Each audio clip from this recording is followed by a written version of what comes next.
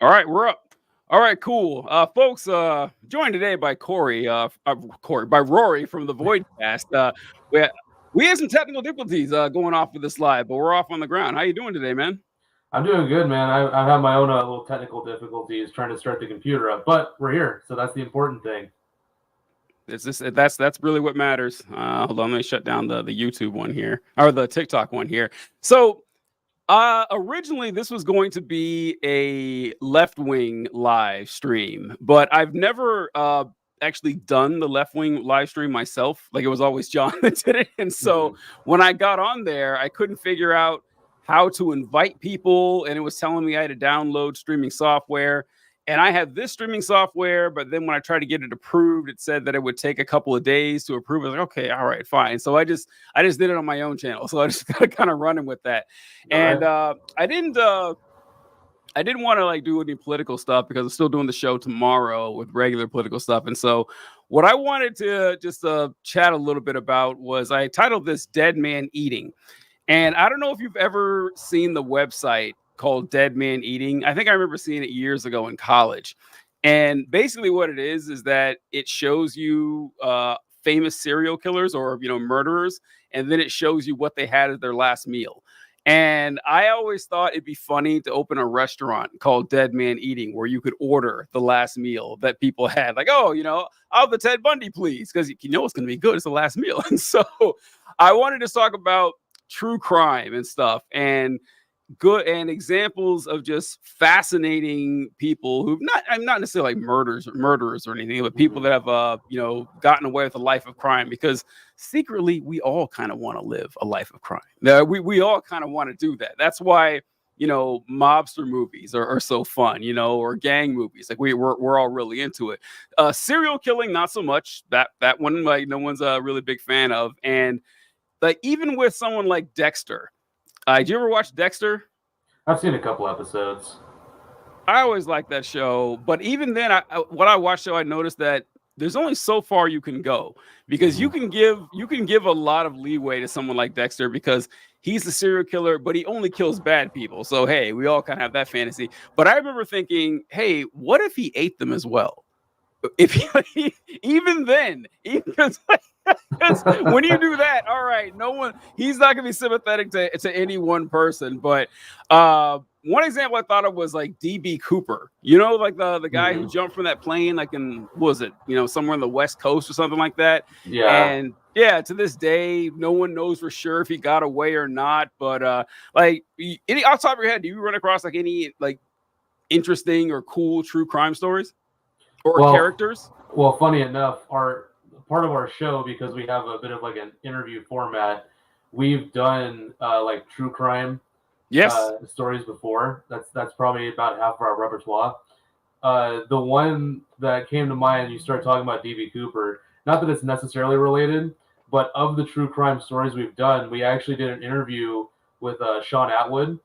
I don't know if you're familiar with him, but he was basically like a Molly kingpin of the Southwest in the early 2000s, and he was basically started off as like this Wall Street mogul and got into the lifestyle, and then basically segued into like this Walter White-esque like $1 million deals out in Arizona and California and stuff, and eventually it caught up with him. But if you guys go back on my channel, the Voidcast on YouTube, you can actually listen to the interview. And we have a pretty well in-depth discussion, and he has some extremely crazy stories that are well documented by this point. Wow, so what ended up? This is the thing with criminals. So I want to know what did him in. But what's fascinating to me about criminals, I was talking on the TikTok live just now. Someone was talking about crime, and I remember being in college, and I was taking I think it was Gen Psych. And they talked about criminal activity, and I saw the police stats and it's shocking how many crimes don't get solved. it was something wild, like 33% of murders aren't solved. And I was like, whoa, that is listen. I'm not saying that anyway, but it's like the odds were better than I thought that you could get away with murder. And But it was saying that, like, even though most crimes don't get solved, a lot of them don't even get investigated. The problem is that criminals keep committing crimes over and over again, and eventually they get caught. And that's what does you in. And a good example of this, I was thinking, I don't know if you heard about this it's been a few months now, but there was a senator named Bob Menendez, and he was charged with corruption charges because he was taking bribes. Well, allegedly, he hasn't been convicted, but he's allegedly taking bribes from the Egyptian government. Yeah, right. I know. I know. We got enough problems. I don't want to get shut down here. But he was taking. They found like $500,000 in cash in his house and a bunch of gold bars from the Egyptian government with his fingerprints on them and stuff. And of course, when he got, caught, he released a statement saying that, this is just the government coming down on, one of the few Latino senators. Like, get the fuck out of here. But the funny thing about him is that he had just been acquitted from corruption charges like 2 years earlier, like 2 years ago. And so if that were me, if I were, if I just barely got away with corruption charges, I'd never commit a crime again. But I'm not a criminal. Like, he can't help himself. Like, he can't do it. So my guess is that's what ended up happening to this guy. Like, what ended up bringing him down? So it's been quite a few months. I don't remember like the details, but basically he sold to an informant. It was a classic sting operation kind of thing, if I remember correctly. But yeah, it was basically like a story of a guy that spent years like building up an ego and like thinking that he was untouchable, and then one day it just all fell apart, and he did like I think it was like 6 years. Again, I'm a little fuzzy on the details now, but he did some time down in Arizona. I forget the name of the jail, but George Arpaio. Oh yeah, that jail. Did he make him wear pink and be in the chain gang and everything? Yeah. He said it was rough. One of the worst prisons in America that he did time in, and it was just crazy. And even going back to like the statistics that you cited a moment ago with the 33% cold cases, that's not even accounting for people that are wrongly convicted. Right. Like, wrongful convictions make up like 10 to 15%. And that's just what's proven in appeals court. Yes. Or like they did this. It was like called Project. I can't remember the name of the project a few years ago, where they had a bunch of death row convictions overturned from DNA. Wild. Like, the numbers were absolutely wild. Like, that is they might even pin it on the wrong part. This is why too. I don't know if you ever watched the channel JCS on YouTube. There's a channel where they show police interrogations and they get kind of like do voiceover. It's a fascinating channel. And the one thing that I learned, which, everyone should know, never fucking talk to the cops. Just don't do it, folks. And it's like they are trained to try to trick you. Because listen, like you said, someone mentioned on the TikTok live that cops aren't there to protect people, they're to protect property. But when it comes to murder investigations, listen, the police are not interested in helping you. Their career, like their job assessment every year, does not depend on them helping you. It depends on them solving the case. And if solving the case means pinning it on you, they will. So just shut the fuck up, wait till you get a lawyer, and then you can go on from there. But it's really funny because sometimes cops will be under arrest for something and they will talk to the cops. You think if anyone would know not to talk to the cops, it'd be the fucking cops, but apparently not. Yeah. I mean, hell, I've been arrested before. Like, when you're in that scenario, you're in that situation, it just happens. Like, you're nervous, probably. Yeah, you're nervous. Sometimes you're not even conscious of it. Yeah, it is unfortunate, but that's true. You mentioned Joe Arpaio. So for those of you who don't know, Joe Arpaio was he's not a sheriff anymore, I think, but he was a sheriff somewhere in Arizona. I can't remember the name of the city, but he became famous because, his the people that went to jail under him, they didn't wear black and white stripes. They didn't wear orange. He made them wear pink because he thought it was funny. And he would have literal chain gangs like on the side of the roads, doing manual hard labor and everything. And he was a big proponent of racial profiling. That he was a major proponent of, trying to pull people over to see their papers if they're immigrants or not. And that ended up it was a major national issue because he was, violating laws by doing it. and he went and spoke at the America First Political Action Conference. Did you see this? I remember that. Yeah, you already know where I'm going with this. I'm terminally online, man. I see all that shit. Oh God, so he went and spoke in front of the AFPAC is held by Nick Fuentes, like one of the most neo-Nazi movement. Yeah, exactly. He's a Nazi. He's one of the most popular white supremacists in the country. And he went to the front of this crowd and he said, if you listen to the news, they've declared me the most racist man in America. And the crowd goes wild. They just start clapping. They are cheering.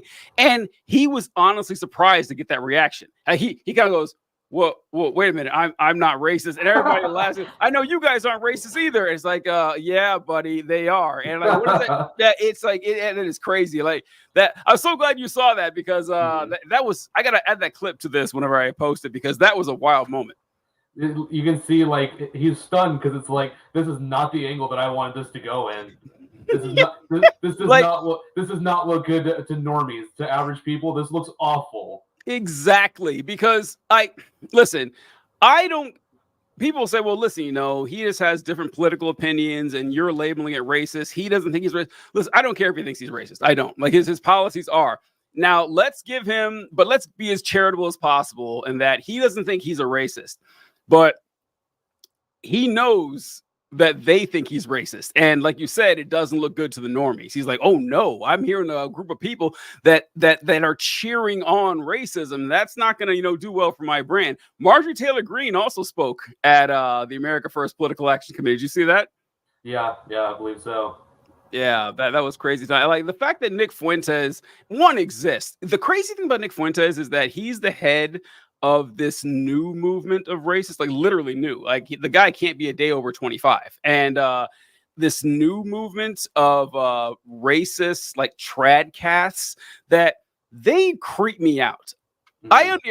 What did you quote? Tradcasts? Yeah, tradcasts. Oh yeah, that's what Nazis like to label themselves as. Yeah, they have this like weird like aesthetic like connection with like traditional Catholicism and like not even Renaissance, like Crusadist, Roman propaganda. That's just so weird. It's like you literally see the memes everywhere of the weak men create good times create weak men. Whatever the fuck the meme is, it's that aesthetic that he draws in. Just modern American fascists, outright true blood fascists. And it's weird about before I get there that I understand an 85-year-old fascist right winger. All right, I get it. Like I kind of almost expect it. But man, when you're 25, that's really creepy. Like that's super. That's how did this happen? That's super bizarre. But yeah, very few things infuriate me more than that Baba Yaga thing. That strong men create good times create weak men create bad times create strong men. And it doesn't make any fucking sense at all because what you're saying is that good times are actually bad times. Like you don't want good times. You want times to be bad so people will be strong. And it's like, so the entire point of civilization, of human society, is that we want to make life better for our children, right? Like that's what we want. But apparently that's not what they want. Well, the answer is simple. You have to subjugate and treat 90% of the population like shit, and that makes a good society. it's just that makes sense. I guess, but what's really infuriating about these guys, like these fascists, is that they pretend to have this lauding, love of history and all this stuff.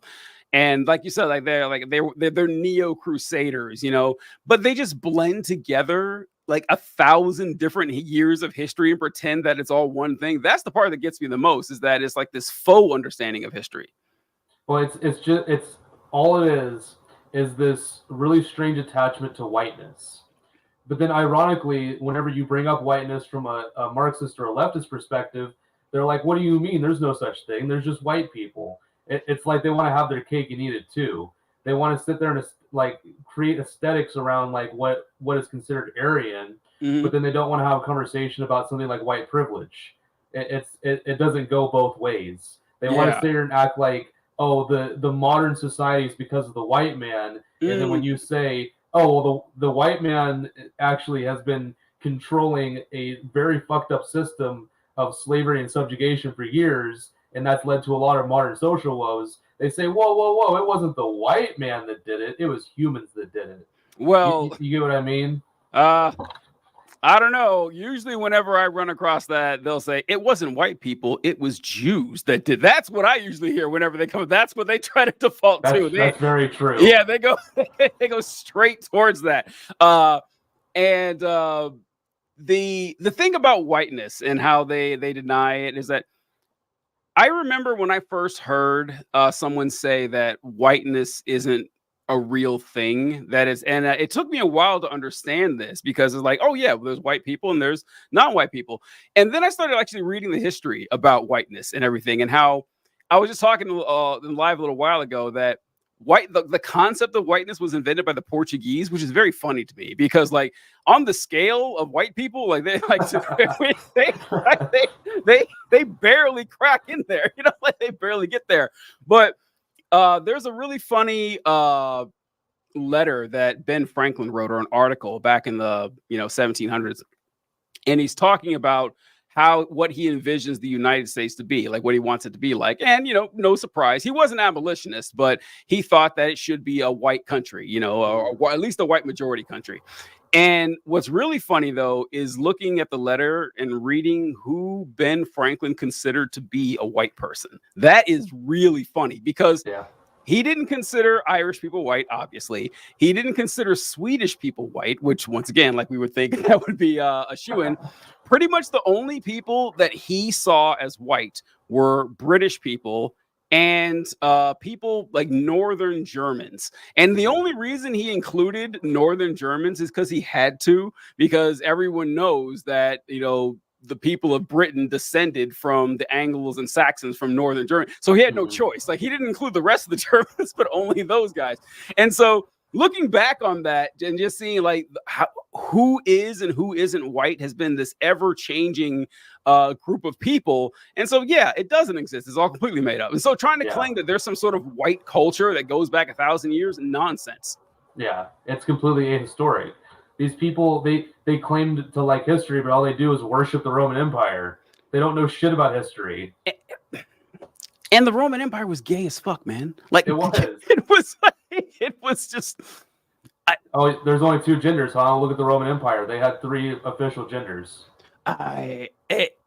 It's this weird carte blanche view of history that you're just gonna pick it. Like, if you would have told Julius Caesar that the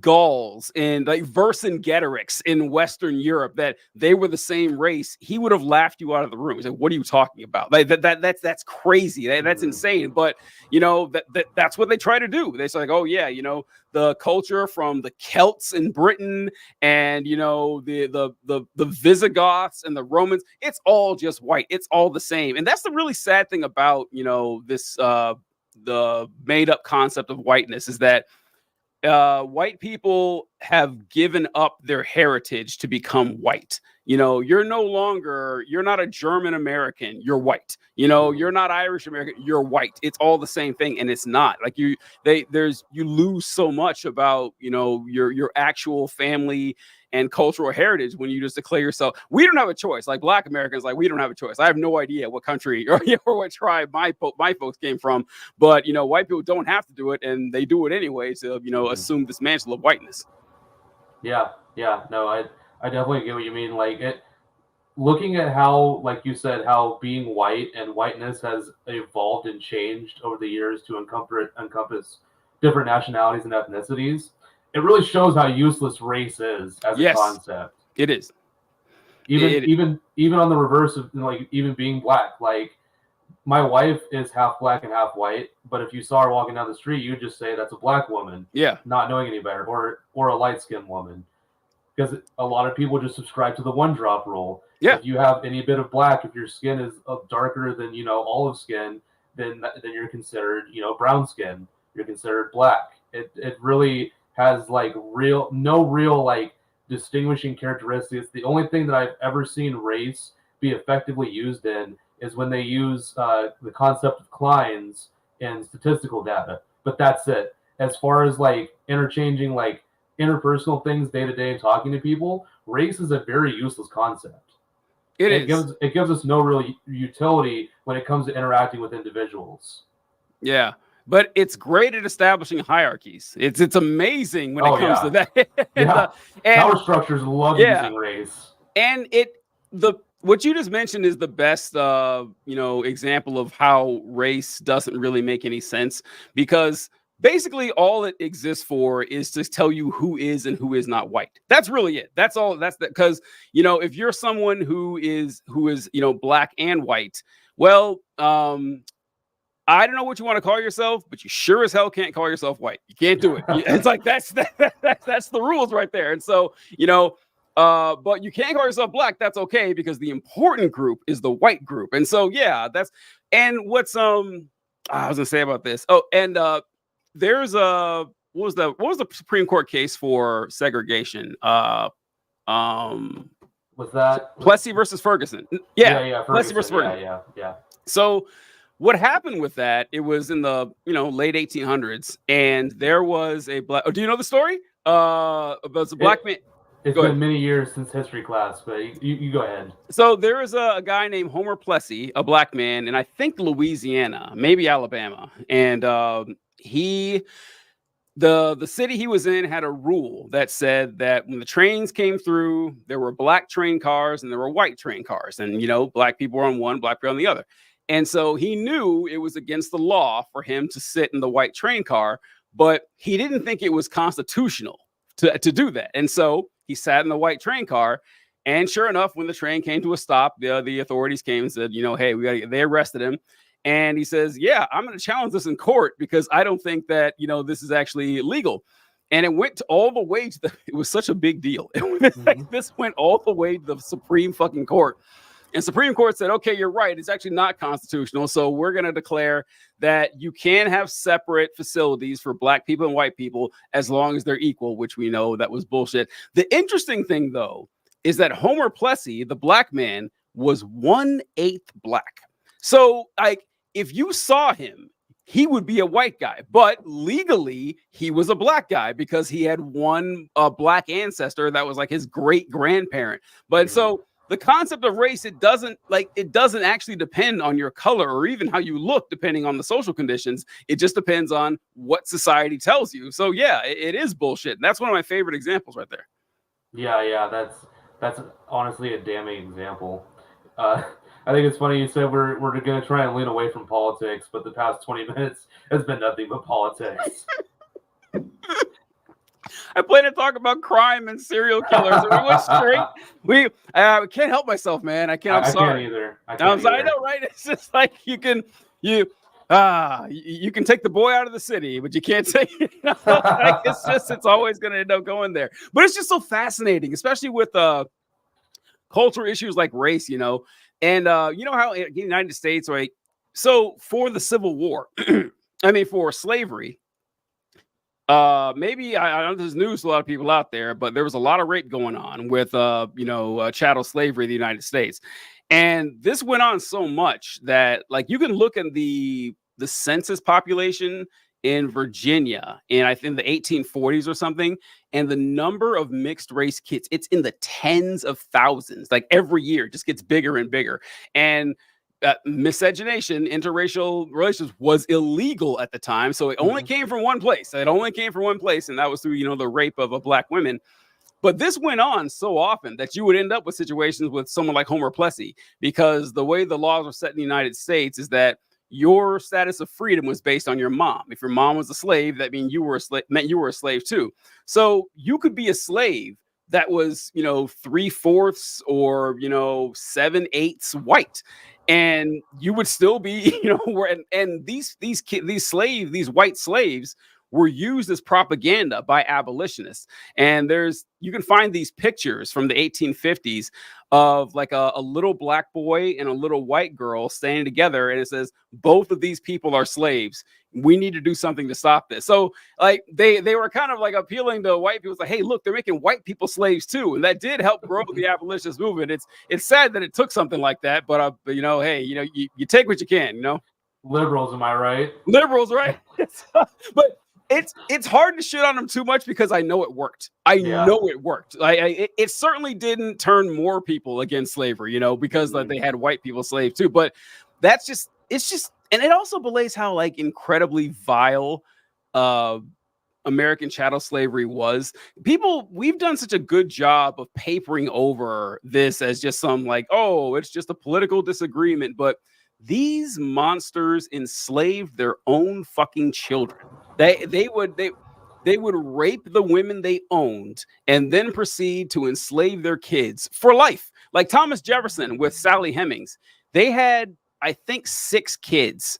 And I think in his will, he either freed all of them or 4 of them after he died. So for the rest of his life, his kids were his own slaves. Like it's insanity. But yeah, because in that time, people were raised to literally view black people as livestock.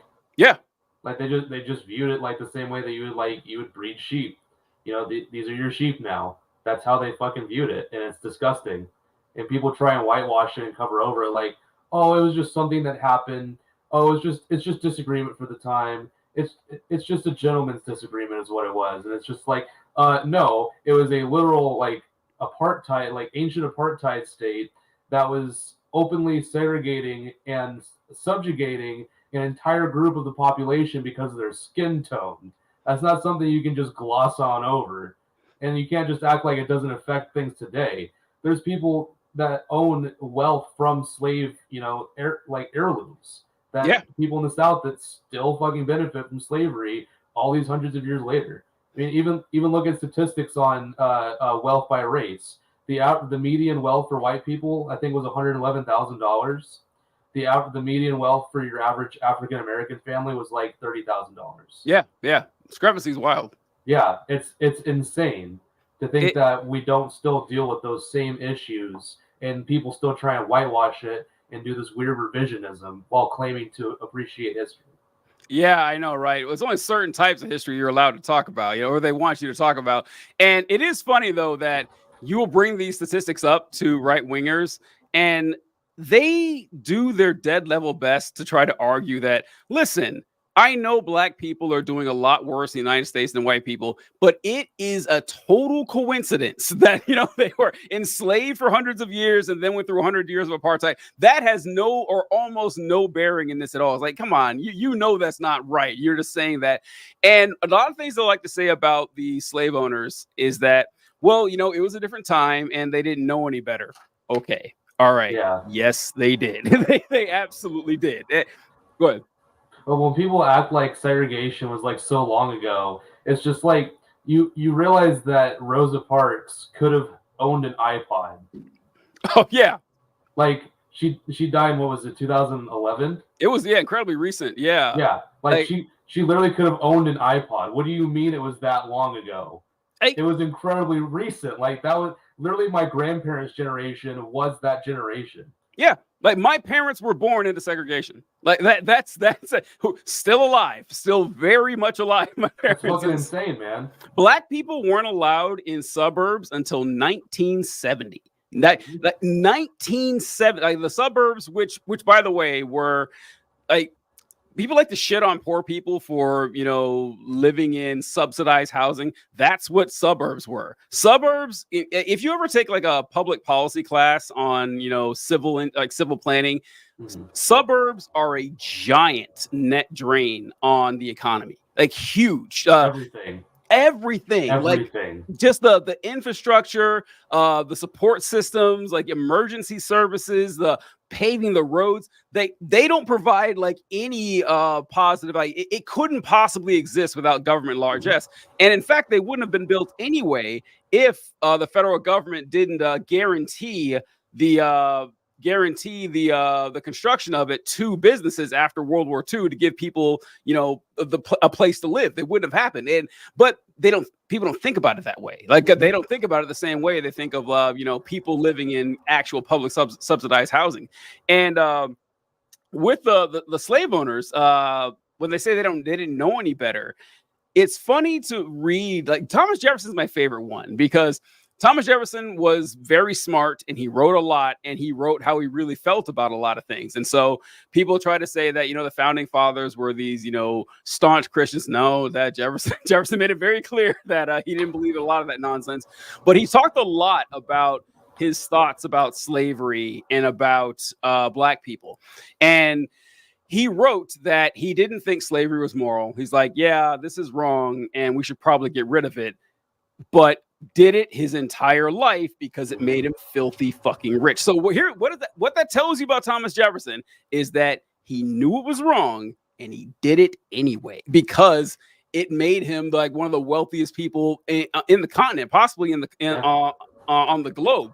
And when it came to, I do say this about the founding fathers, is that if they fast forwarded in time, like I think Thomas Jefferson, because he says, you know, in my heart, I believe that Black people are of equal intelligence to white people. Like I think that in my heart, but when I go outside and talk to them, it just doesn't seem that way. It's like, oh, really? How surprising that the people that you don't allow to go to school legally deny people an education. You wonder why they can't, why they're illiterate. Like, come on. It's funny how that works, Tommy. Yeah. So I think he would say, okay, all right, I can see that, you know, Black people have equal rights. I got that.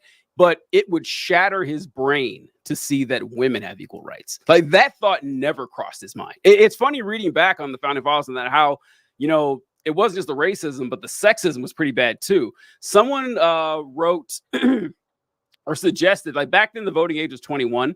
And someone suggested they lower it to either 18 or 16. I don't remember who made that suggestion. And John Adams read this. And John Adams said, let 18-year-olds vote. Are you fucking crazy? And he said, like, what? We're going to let Black people vote next? We're going to let 12-year-olds vote? We're going to let women vote? Like, it was that crazy. Like, yeah. It was that insane. So, yeah, I don't think I think that the sexism was, you know, just as bad as the racism and actually worse because they wouldn't have thought about that at all. It didn't cross their, like women got the right to vote after Black men did. Like it's crazy that happened. Although they still, you know, through back-ended ways still prevented Black men from voting. Yep. Yep, you gotta be landowning. Yeah, it is because I remember learning as a kid that, you know, about the civil rights movement and everything in the 1960s. So I was surprised, like in middle school, when I found out that Black people got the right to vote in 1865. I said, really? And then I read, okay, I see. All right, I see what happened here. Okay, I kind of see what's going on there. But it's just like redlining. It may not explicitly say Black people can't live here, but you're still allowing the banks in the real estate development to exclude people based on their last name. It's based on the area that they come from. But we're trying to prevent these neighborhoods from getting a little too risque, if you will. Yeah. And America's always done it. What's really frustrating about that is you bring this up to right wingers and you'll say, okay, because they like to say the same thing. So listen, there's no law anywhere saying that Black people can't live in this area or you have to pay white people. There's no law saying that. So systemic racism doesn't exist. And then they'll turn around and say, Twitter is discriminating against conservatives. Like, okay, show me, you know, like, show me where it's written in. So they do understand the concept of, you know, structuralized, you know, oppression. But what I say about conservatives all the time is that if you talk to conservatives about racism, they'll say, listen, racism doesn't exist. But to the extent that it does, it's against white people. Like that. Yeah. That's what they say. That's what they stand on it every time. It's crazy to listen to. Yeah, man, that is a crazy mindset to have. Yeah. God, it's frustrating. What? So like, you can say a political answer if you want. It's perfectly fine. But like being online, you're talking about you're terminally online and everything, like as I am too. But what are some of the things that annoy you the most that you run across, like from making content or observing content or seeing where it's going? Like what are some disturbing trends you run across? And we talk about like the young fascists, which they're more creepy than anything. They kind of like creep me out. But like any other trends that you're and it doesn't have to be a political one if you don't want it to be. That's a bit of a question there, man. I would say a lot of what I've run into is like quite a few of the stories that we've done have been like more like rural America. Mm-hmm. So by definition, we bring in more of like a conservative crowd, and it won't even be politics necessarily. It's like we're talking about a deadbeat dad that's talking shit on TikTok or something. But because we're bringing these conservative viewers, they subscribe to the channel. Next week we go back and I have a political episode and I start talking about left-wing stuff, and then all of a sudden there's all these comments of disagreement of like, arguing with chat essentially because they came over for a completely different reason. You know what I mean? Like, and that is the nature of our YouTube channel. We have such a wide variety of different things we like to talk about and people we like to interview that's just the nature of the beast, honestly. Like there's some times where I want to like have exclusively like lefty political content, but I also like having the flexibility for having all kinds of different voices and different people on and being able to have these kind of conversations, because at the end of the day, that's the whole point of our podcast is to talk to people. Mm-hmm. Sometimes the downside is they're stupid. It just happens. That's why the angle I have with my content is I talk at people. That way it's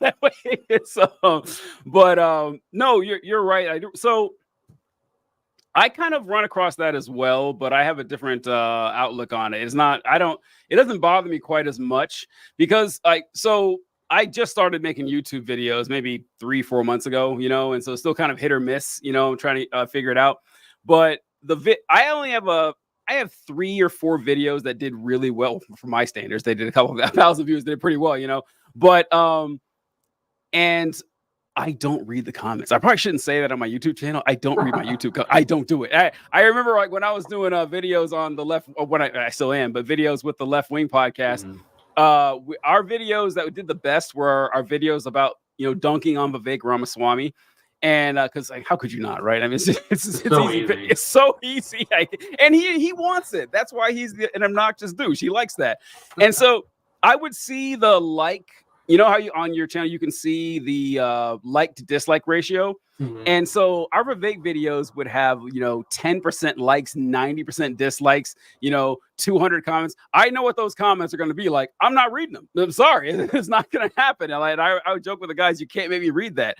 And on TikTok, I don't have that luxury, however, because on TikTok, I try to post. I scattershot, like you said. You're covering a lot of different things. I'll post history, science, politics, comedy, poetry. I'm all over the place.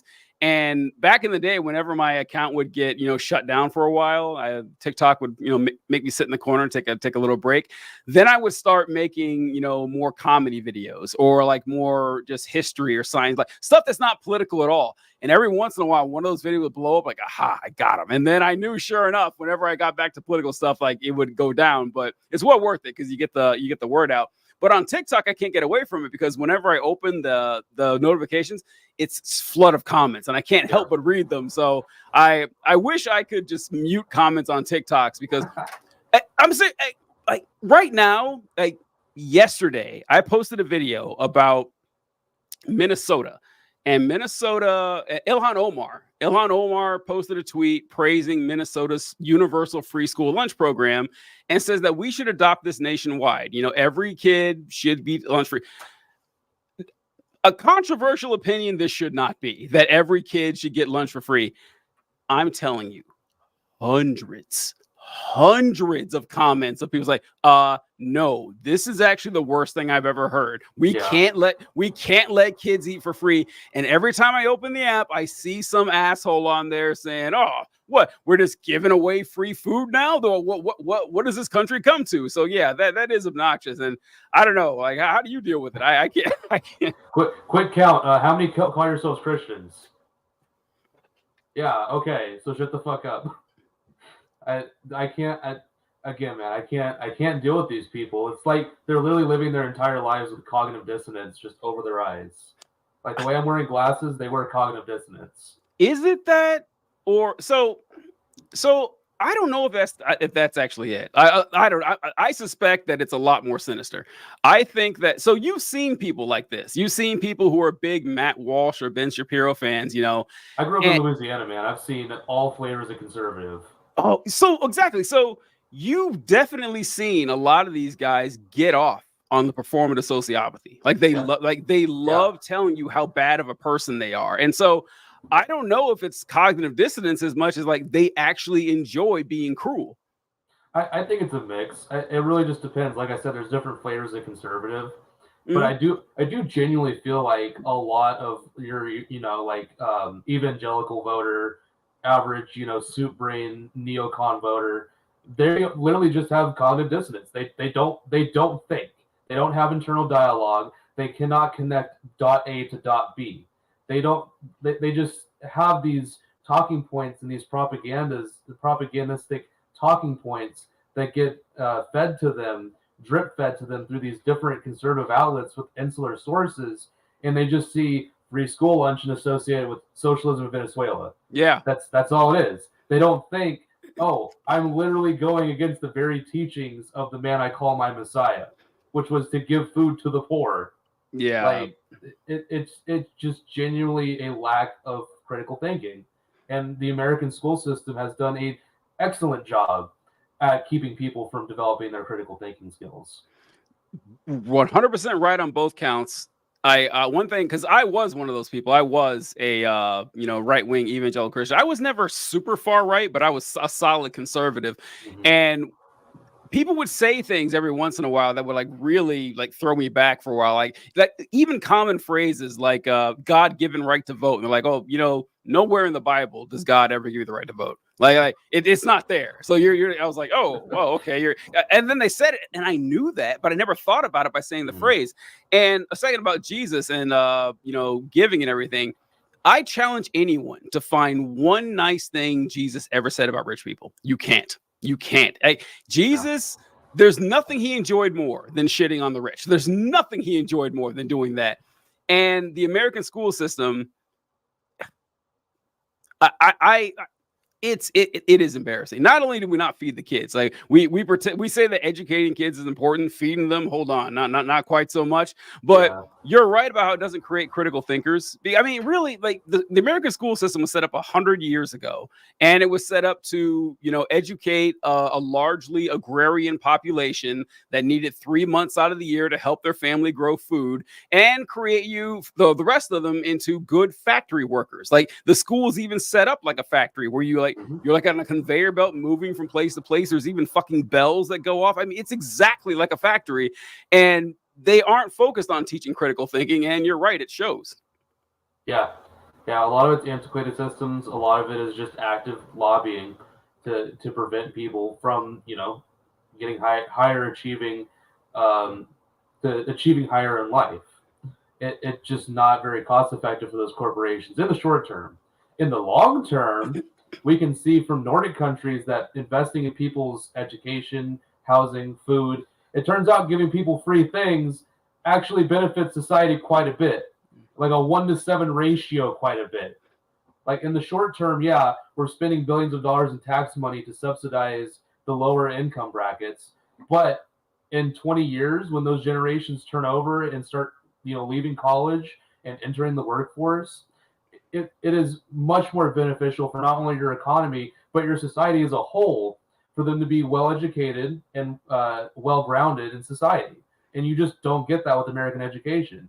It's an old system that is purely focused on fucking pumping people out and working them till they die. It's that simple. Yeah, it's myopic. The entire, because you're right. The stats do show that, look, and it's obvious. Like the better educated that a kid is, the less likely that kid's going to steal your car in 20 years. I mean, that's there's just no denying that. But like when you're hyper focused on, profits and income or whatever, you're not thinking about 7 years from now. You're thinking about the next quarter. It's like, when can I get this kid out into the workforce to make me some quick bucks? And you're not thinking about the rest. And it's sad, but it's what we see every day. Yeah, it's the short-sightedness of capitalism in a nutshell. Thanks. I hate it. I hate it so much. All right. Well, my time's up, man. Listen, I'm sorry that I didn't. I was kind of thrown off on getting that. I was the last minute where I, invited you guys on and everything. We do lives every Wednesday, and so if you want to hop on sometime on the channel, this is just something I did for fun here. But but is there anything you'd like to plug to the good folks before you take off? I'll do a little bit of shilling. All right, Love everybody. Thank you so much for listening to us. My name's Rory. I run a show called The Voidcast. We're on YouTube, Spotify. We post our shorts to TikTok. We are on Insta a little bit. Go ahead and give us a drop. We're on Facebook. We even have a website, thevoidcast.tv. We have everything you would possibly need to find us. Please come over and check out the channel. We do interview style stuff. We have true crime. We've done interviews with pretty high profile YouTubers. We're a young channel with a hell of a lot of potential, and I would love for you guys to come check us out. And thank you, TJ, for letting me on the show last minute. No problem. Ethan and Rory are fantastic folks. Every interaction I've had with them has been great, and they're very nice to me. So I return it and very complimentary. So yeah, please do check them out. I appreciate it, man. See you later. Later, man. All right, bye.